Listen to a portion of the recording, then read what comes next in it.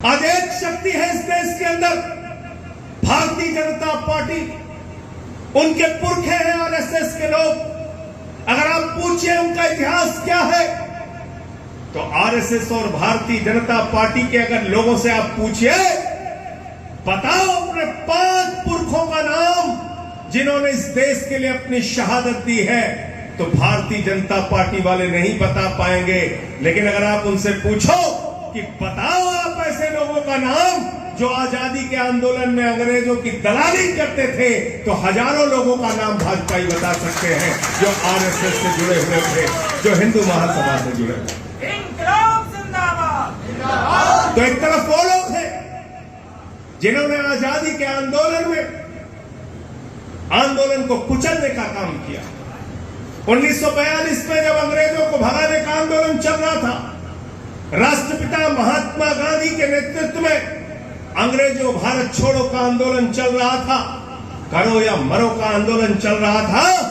उस समय जिन्ना की पार्टी के साथ सरकार में अगर कोई बैठा हुआ था, तो 42 में बैठे हुए थे श्यामा प्रसाद मुखर्जी, जिन्होंने अंग्रेज गवर्नर को चिट्ठी लिख के कहा था इस आंदोलन को कुचल देना चाहिए, इस आंदोलन को खत्म कर देना चाहिए।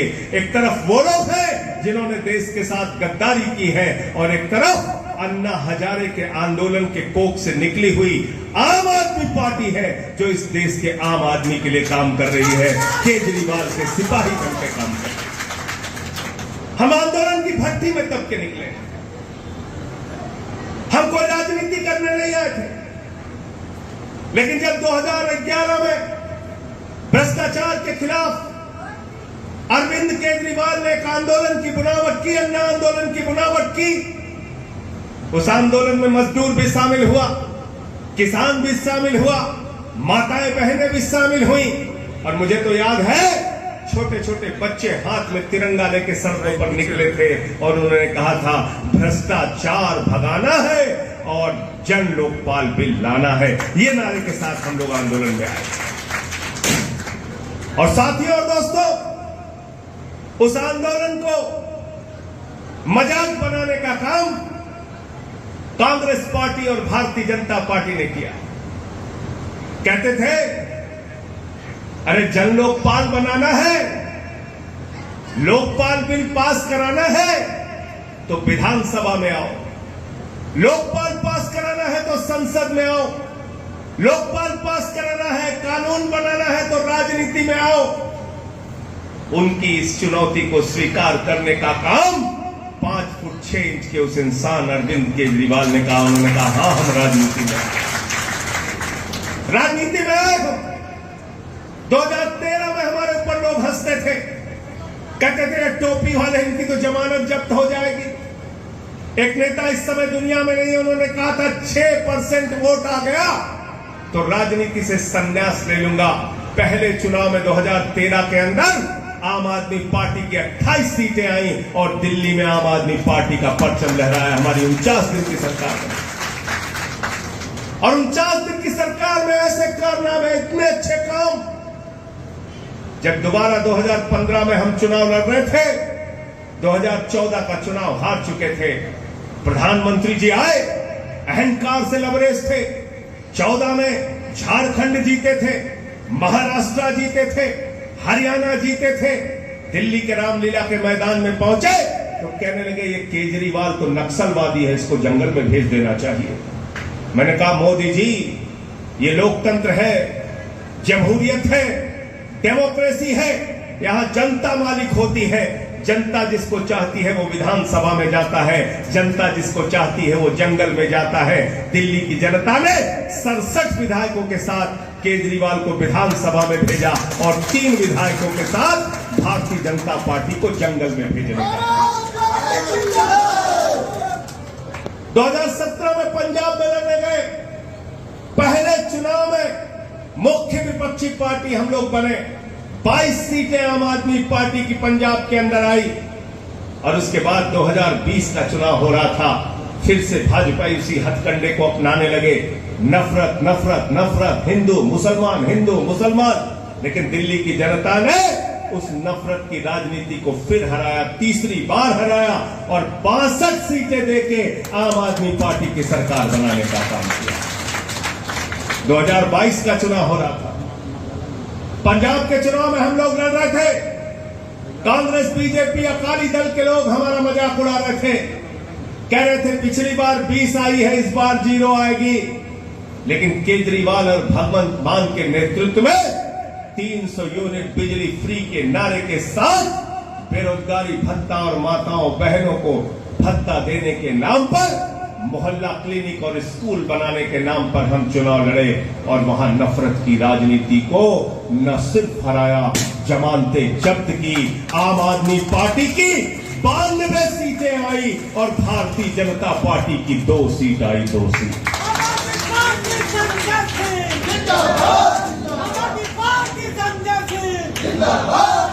73 जगह पे पंजाब में भाजपा ही लड़े थे, 57 जगह पे जमानत जब्त हो गई।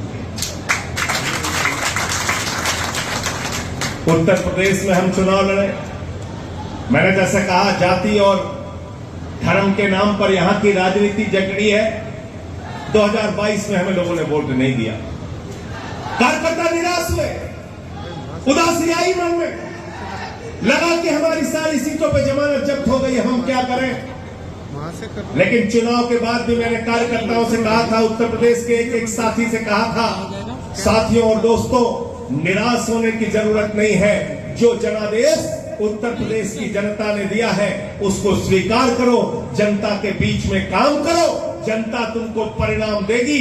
1 साल तक हमारे कार्यकर्ताओं ने बिजली के मुद्दे पे, पानी के मुद्दे पे, शिक्षा के मुद्दे पे, स्कूल के मुद्दे पे, अस्पताल के मुद्दे पे संघर्ष करने का काम किया, संगठन का निर्माण किया, वार्डों में, शहरों में कमेटियां बनाई और नगर पालिका का चुनाव लड़े। उत्तर प्रदेश में झाड़ू चलने की शुरुआत हो गई। 10 चेयरमैन हमारे जीत के आए, 10 चेयरमैन नगर पालिका में जीत के आए, 150 हमारे पार्षद और सभासद जीत के आए। रामपुर में हम चुनाव जीते नगर पालिका का, जिस रामपुर में 3.5 लाख 4 लाख वोट पड़ता है, उस रामपुर की जनता ने आम आदमी पार्टी को जिताने का काम किया। आम आदमी पार्टी के 10 चेयरमैन, 150 सभासद पार्षद जीते। उत्तर प्रदेश के अंदर ये बहुत बड़ी शुरुआत है, आपकी बदौलत, आपकी मेहनत की बदौलत। और याद रखना, झाड़ू जब चलती है तो तिनका भी नहीं छोड़ती, पूरा का पूरा सफाया करती है, पूरा का पूरा। अभी तो शुरुआत हुई है, लेकिन आगे का जो सफर 27 का है, उस 27 के सफर के लिए कमर कस लेना, मेहनत करना, गांव-गांव में संगठन बनाना, शहरों में, वार्डों में संगठन बनाना, ब्लॉकों में, विधानसभाओं में जिला का संगठन बनाना, अपने प्रकोष्ठों के संगठन को मजबूत करना। और जब ये सारे संगठन नाप के बन जाएंगे तो भारतीय जनता पार्टी के झूठ पर आम आदमी पार्टी की ईमानदारी की झाड़ू चलेगी, झाड़ू। और ये झाड़ू राजनीति के गंदगी को साफ करने का काम करेगी। मैं पूरे विश्वास के साथ आपको कहना चाहता हूं, लोग उत्तर प्रदेश में भी उठ चुके हैं, बदलाव चाहते हैं, यहां की परिस्थितियों से परेशान हैं। आज उत्तर प्रदेश में शिक्षा की बात नहीं होती, पानी बिजली की बात नहीं होती, 10-10 घंटे शहरों में बिजली की कटौती हो रही है, गांव में ट्रांसफार्मर खराब है तो बनता नहीं है, स्कूल में हमारे बच्चों को नमक रोटी खाने के लिए दी जाती है। और उत्तर प्रदेश के अंदर बेरोजगारी का आलम यह है कि अभी कुछ दिन पहले प्रयागराज में एक नौजवान ने आत्महत्या कर ली, उसको नौकरी नसीब नहीं हो रही, किसान को उसके फसल का दाम नहीं मिल रहा, कर्ज के बोझ के तले वो आत्महत्या करने के लिए मजबूर है। आज उत्तर प्रदेश में आलम यह है कि 26,000 सरकारी स्कूल बंद हो चुके हैं। ये सरकारी स्कूल बंद क्यों हो रहे हैं? ये अस्पतालों में काम क्यों नहीं हो रहा? ये इसलिए काम नहीं हो रहा है कि जब चुनाव का मौका आता है, 4 साल 11 महीने हम इंसान रहते हैं, जैसे ही चुनाव आता है कोई ठाकुर हो जाता है, कोई ब्राह्मण हो जाता है, कोई यादव हो जाता है, कोई अगरा हो जाता है, कोई पिछड़ा हो जाता है, कोई दलित हो जाता है, कोई सवर्ण हो जाता है। आइए मिलकर इन सब दीवारों को गिराएं और हम कहें कि इस बार का चुनाव काम के नाम पर होगा। स्कूल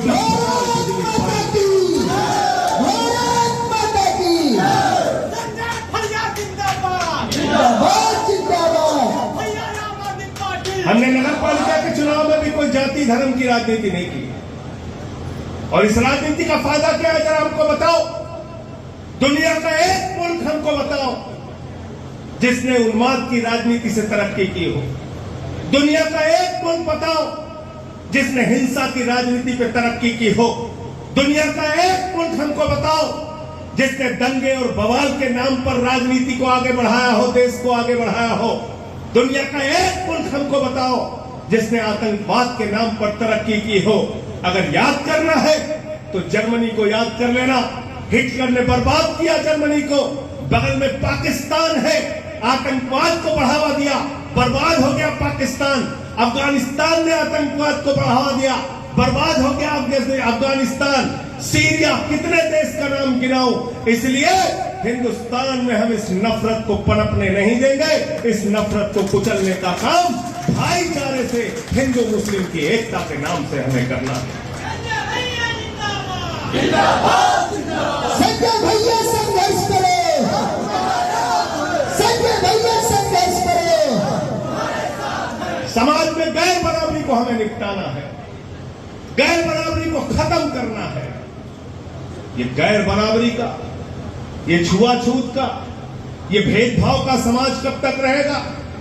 कब तक जन्म के नाम पर, जन्म के आधार पर किसी बच्चे से भेद किया जाएगा? मैं कुछ दिनों पहले इसी जौनपुर का एक वीडियो देख रहा था। एक छोटी सी मासूम बच्ची, वो कहती है, अनुसूचित जाति की बच्ची, वो कहती है स्कूल में आती हूं तो लोग हमको गालियां देते हैं। आज ये हो रहा आजादी के 75 साल के बाद। अभी कल परसों की बात है, एक वीडियो हमने देखा यही सोनभद्र का। एक आदमी एक दलित युवक को अपने चप्पल पर थूक कर चटवाने के लिए उसको कह रहा है। अभी कुछ दिन पहले हमने मध्य प्रदेश में देखा, एक नौजवान आदिवासी के सर के ऊपर भारतीय जनता पार्टी का एक नेता पेशाब कर रहा है। उसके कुछ दिन पहले हमने गुजरात की खबर पढ़ी, जहां एक छोटा सा बच्चा दलित समाज का एक गेंद छू लेता है, उसका अंगूठा काट लिया जाता है। कुछ दिन पहले हमने खबर पढ़ी, बुलंदशहर के अंदर एक सीआरपीएफ का नौजवान अपनी शादी में घोड़े पर चढ़ने के लिए पुलिस का प्रोटेक्शन मांगता है। कुछ दिनों पहले मैंने खबर पढ़ी, टीकमगढ़ के अंदर, मध्य प्रदेश के अंदर एक दलित युवक को घोड़ी पर चढ़ने के लिए संघर्ष करना पड़ता है, पुलिस की सुरक्षा लेनी पड़ती है। बाबा साहब ने जब संविधान बनाया तो सबको समान हक देने की बात की, और भारतीय जनता पार्टी ने 75 साल की आजादी के बाद भी जहां जहां बीजेपी का शासन है, दलितों के साथ, आदिवासियों के साथ जानवरों जैसा व्यवहार किया जा रहा है। इसका हम विरोध करते हैं और इसके लिए अंतिम दम तक लड़ाई लड़ने का काम।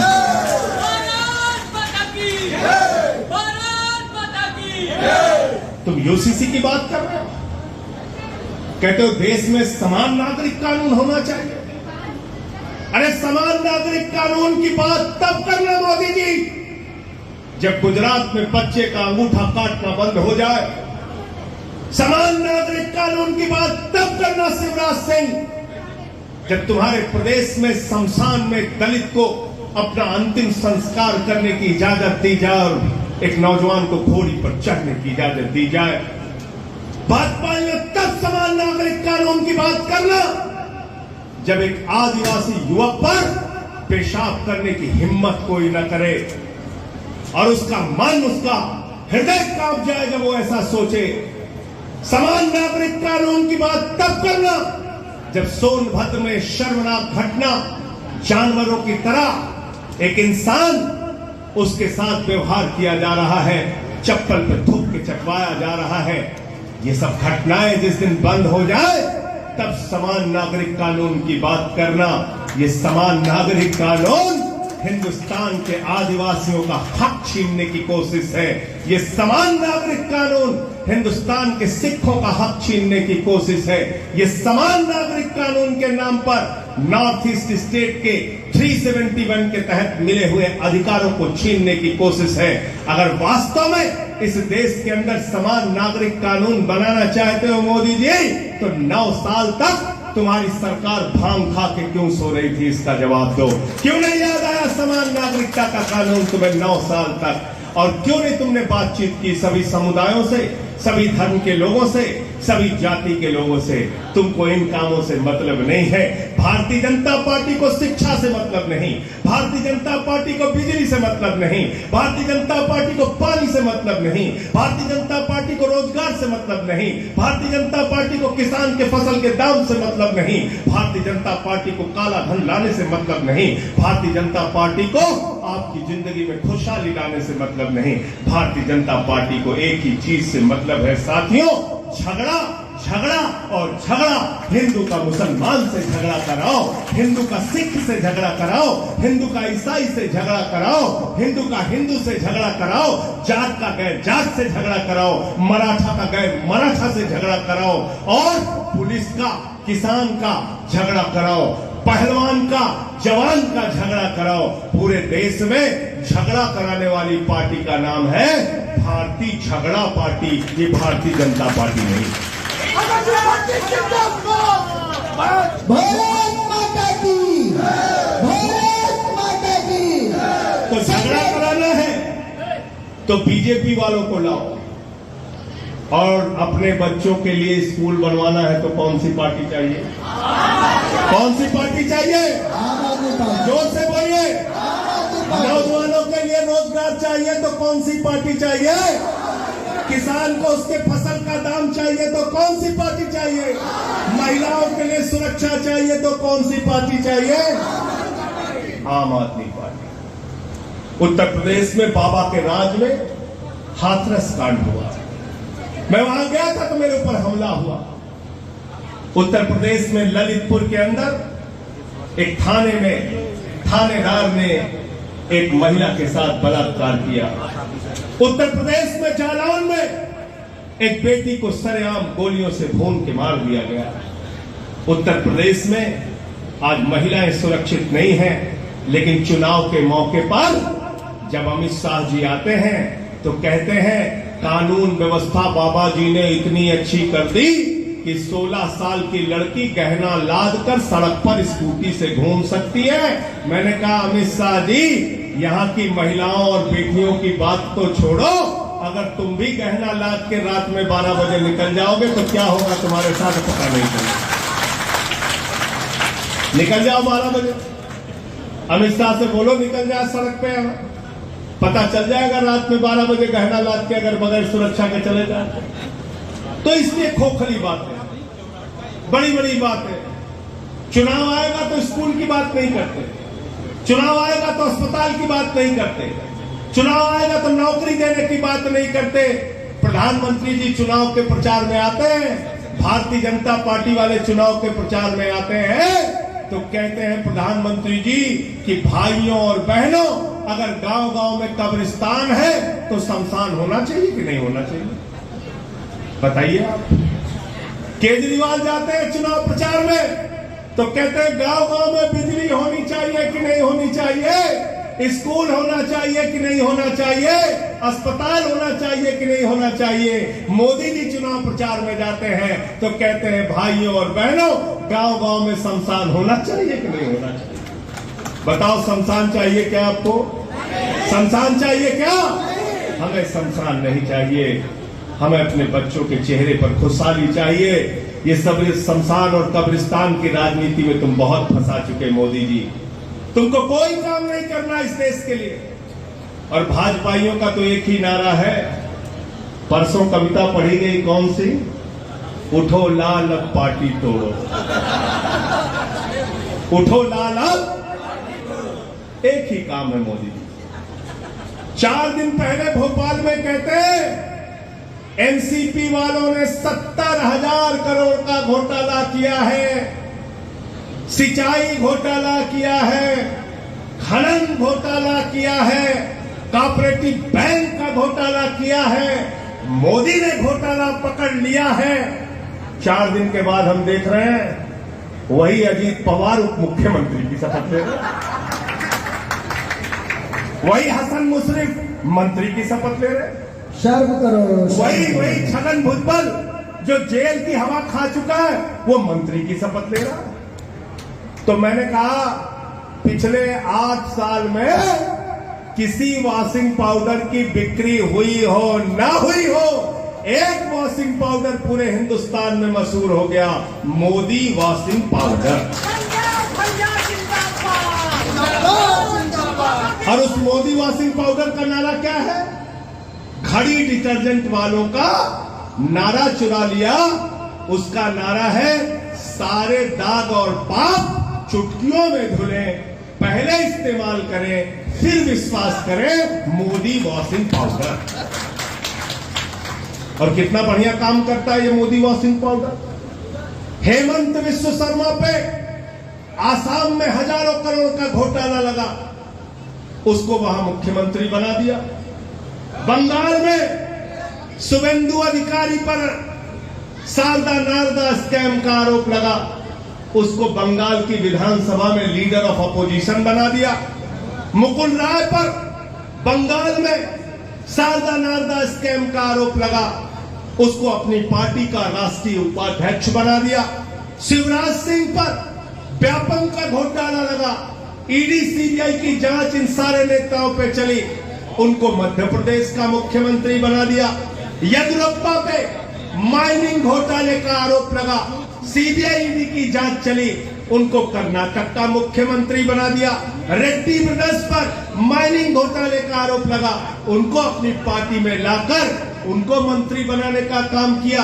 पूरे देश में जब धुलाई कर ली और अब महाराष्ट्र के अंदर अजीत पवार, हसन मुशर्रफ और छगन भुजबल को मोदी वॉशिंग पाउडर से धुलकर राजा हरिश्चंद्र बना के उनको मंत्री बना दिया। हमको तो डर लगता है भाजपाइयों से, हमको तो डर लगता है जब बोलते हैं गुनाह के खिलाफ मोदी जी, जब बोलते हैं अपराध के खिलाफ, जब बोलते हैं भ्रष्टाचार के खिलाफ, तो मेरे मन में डर लगता है कि कहीं ऐसा ना हो किसी दिन नरेंद्र मोदी जी दाऊद इब्राहिम को भी बीजेपी की टोपी पहना है। हो सकता है दाऊद को भी ज्वाइन करा दे बीजेपी वाले।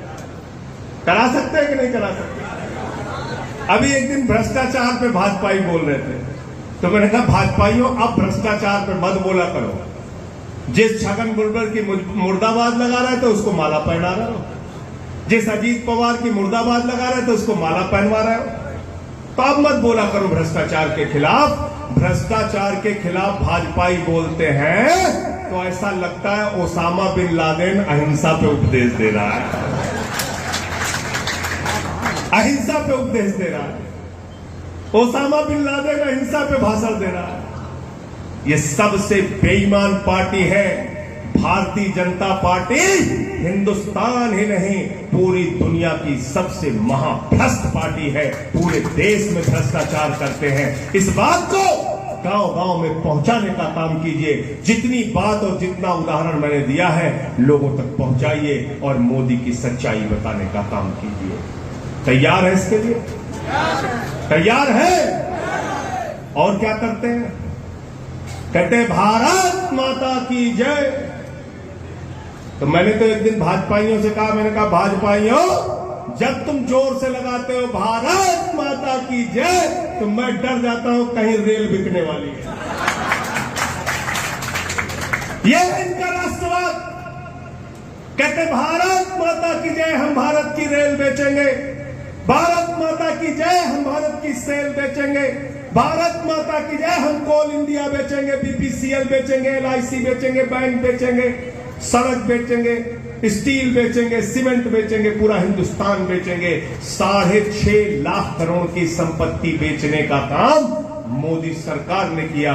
ये राष्ट्रवादी लोग नहीं है, ये राष्ट्र को बेचने वाले लोग हैं। अरे भारत माता की जय तो तब होगी जब इस देश की संपत्तियां बढ़ेंगी, भारत माता के स्कूल बढ़ेंगे, भारत माता के अस्पताल बढ़ेंगे, भारत माता की सड़कें अच्छी होंगी, हिंदुस्तान चमकेगा, तब भारत माता की जय होगी। भारत माता की संपत्तियों को बेचकर भारत माता की जय नहीं होगी। वो लोग सपूत कहलाते हैं जो माँ बाप की संपत्ति को बढ़ाते हैं, वो कपूत कहलाते हैं जो भारत की संपत्ति को बेचने का काम करते हैं। भारत माता की, भारत माता की, भारत माता की। और एक कपूत सरकार इस देश के अंदर चल रही है और इनका कोई सिद्धांत, कोई उसूल नहीं है।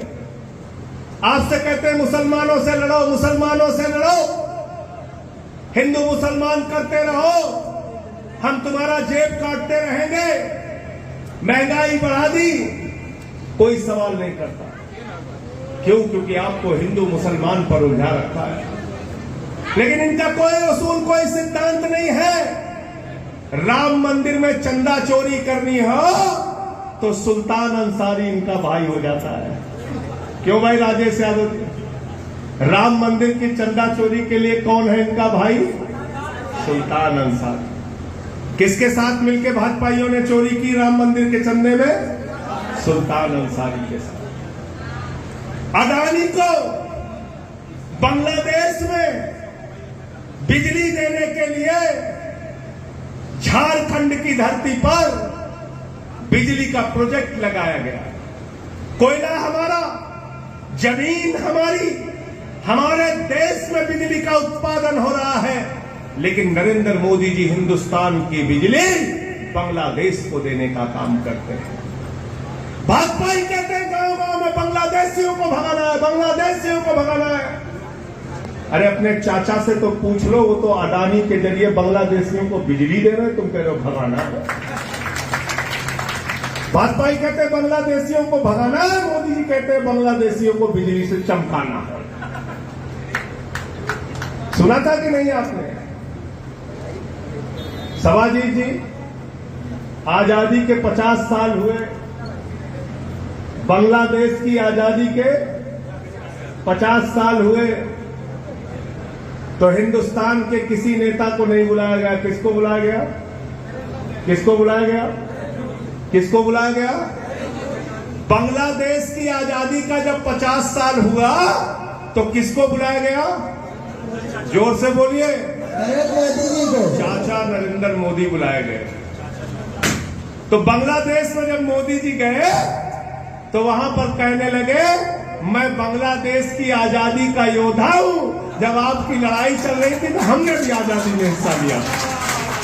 कहा था कि नहीं कहा था भाई? गलत तो नहीं बोल रहा हूं, झूठ तो नहीं बोल रहा हूं।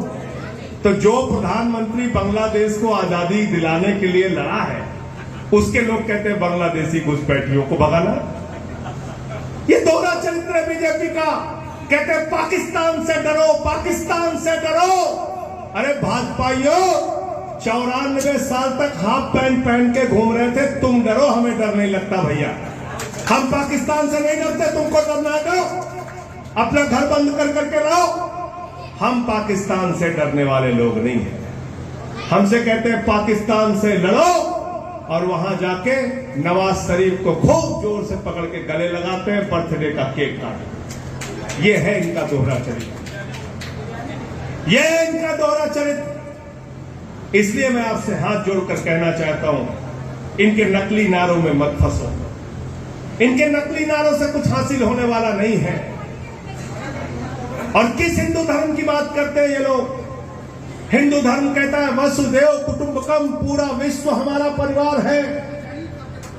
हिंदू धर्म कहता है किसी से भेद मत करो, प्यार से रहो। रामचरितमानस की चौपाई कहती है सब नर करहि परस्पर प्रीति, सारे लोग आपस में प्यार से रहें। यह है हिंदू धर्म। हिंदू धर्म लड़ाने का धर्म नहीं है। हिंदू धर्म झगड़ा कराने का धर्म नहीं है। इसलिए हिंदू धर्म के नाम पर जो लोग झगड़ा कराने का काम करते हैं, वो आपके पीठ में छुरा मारने का काम कर रहे हैं और आपके लूटने की तैयारी कर रहे हैं। और अंत में एक ही बात कह के अपनी बात को खत्म करूंगा। अपने बच्चों की ओर ध्यान दो, उनके भविष्य की ओर ध्यान दो, उत्तर प्रदेश की ओर ध्यान दो, किसान की ओर ध्यान दो। क्योंकि आज मोदी जी परिवारवाद के खिलाफ बोलते हैं। परिवारवाद अच्छी चीज नहीं है, लेकिन नरेंद्र मोदी का पहले परिवार नियोजन का नारा था हम दो हमारे दो। मोदी जी का नारा है हम एक हमारे एक। आकाश में चले जाओ, जहाज अडानी का, जमीन पर आ जाओ, एयरपोर्ट अडानी का, समुद्र में चले जाओ, सीपोर्ट अडानी का, पाताल में चले जाओ, कोयला अडानी का, गैस अडानी का, सड़क अडानी का, बिजली अडानी का, पानी अडानी का, स्टील अडानी का, सीमेंट अडानी का, पूरा हिंदुस्तान।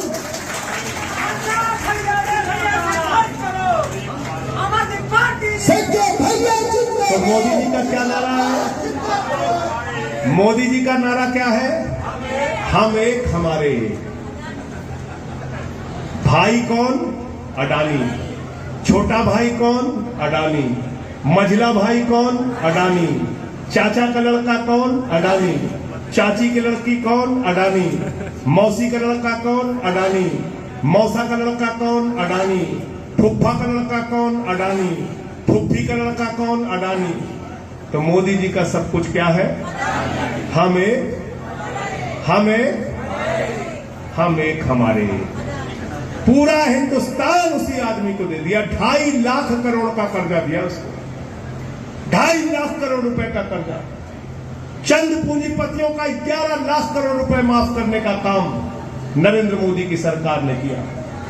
आपके बच्चे के लिए स्कूल नहीं, अस्पताल नहीं, बिजली नहीं, पानी नहीं, सड़कें नहीं, अस्पताल नहीं। आपके लिए तरक्की नहीं, खुशहाली नहीं, किसान के लिए उसके फसल का दाम नहीं, लेकिन अपने भाई अडानी के लिए पूरा हिंदुस्तान नीलाम करने का काम मोदी जी कर रहे हैं। इसलिए ममीरे का सुरमा जो बिकता है बरेली में, उसमें लिखा रहता है नक्कालों से, नक्कालों से, नक्कालों से। तो भारतीय राजनीति के ऐसे नक्काल लोग हैं ये, इनसे सावधान हो जाना।